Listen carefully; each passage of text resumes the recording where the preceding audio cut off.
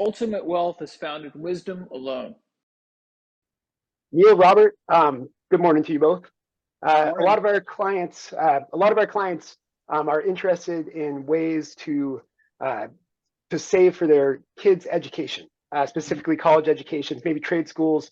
One thing that we bring up a lot is the 529 plan, specifically the Oregon College Savings Plan. Neal, would you tell us a little bit about that plan?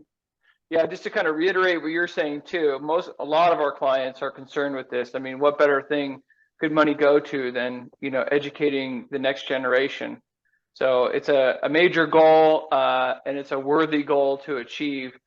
So, in our experience, we have kind of two clients, and you could actually have both of these two types of accounts. Some clients just want to have a starter fund for their kid, and some want to have a college or education specific fund for their child. So the education specific fund, the 529 plan, is the most commonly used, and kind of the starter fund often is the UTMA account. And but there are some differences between these two types. In Oregon right now, and this is at the end of 2022, going into 2023, this has changed a few times throughout the years, but right now we have the Oregon College Saves Plan, which is through Someday Financial, and the MFS plan. But every state, no matter where you're watching this, will have an agreement with the fund family typically to sponsor their state's 529 plan. Yeah, so parents can open these accounts for their kids. They're the owners of the accounts. The kid's going to be the beneficiary. They can choose investment options within the account. It could be a target date fund or a more specific goal. Anybody can contribute to these accounts.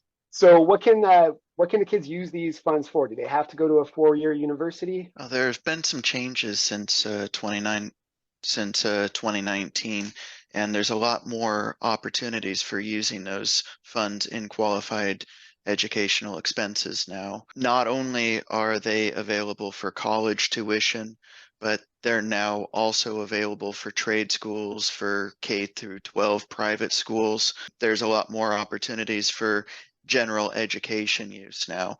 Qualified education expenses include school tuitions and fees.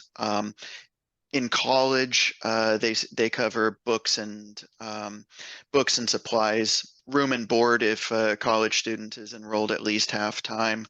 So they're pretty flexible. Robert, our clients might also be wondering, they've been saving, for a decade for their kid, and their kid decides, I don't want to go to college. I don't want to go to a trade school. What are the parents' options? The parents are still the owners of the account. What can they do with that money?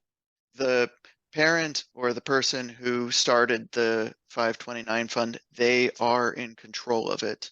So they have the ability to take the money back out themselves. The gains in there are taxable, but it is, they can pull the funds back out. It can also be transferred from one person to another in that same generation. They can't give it to a nephew, but they can give it to their other son. They can still give that money to the kid that was the originally intended beneficiary. There's going to be penalties and fees, but might it still be a good thing? In the state of Oregon, we get a state tax credit for contribution depending on your income level. So this is something that also changed relatively recently, around 2019. It used to be you got a deduction for your contribution up to certain maximums. Now you have to hit a threshold depending on your income to find out if you get the state tax credit. So from a mathematics problem, getting that state tax credit and getting tax deferred growth through all the years can be still an advantage, even if the beneficiary ends up pulling it out for something other than education, paying taxes and a penalty on the gain of the on the withdrawal. Still can make sense as a mathematical problem. And if you have a 529 plan in Oregon, you can still use that money for a university in Arizona. Super common question, John. Thanks for bringing that up. Yeah, that 529 plan, even though you start the Oregon sponsored plan, does not mean that you have to use it for an Oregon school. You could go to, anywhere in the United States and use your 529 plan for qualifying education expense outside of the state of Oregon. we're a fan of the 529 plan for education, getting the state tax deduction, then the tax deferred growth, tax-free liquidation for education. So best option there for education.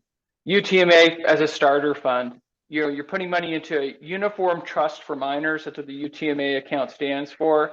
Typically, the parent is the custodian of that account until the minor child turns 21, and then it's their money. So there's no trading within family. It's their money actually to start with. You're just the custodian of that money until they turn 21. It's not tax deferred. So over the years, the earned interest and dividend income is taxable along the way. And when it becomes theirs, it's also taxable if they sell it. Even for education, it's kind of this starter fund where they could use it for education. They could use it for a down payment for a home. They could use it for a wedding. I recall once having this conversation with a client, the pros and cons of the two types of accounts, and she was adamant that canoeing around the world could be an educational experience. Yes, that is absolutely true. The IRS doesn't consider it a qualified education experience, but it is definitely an educational opportunity.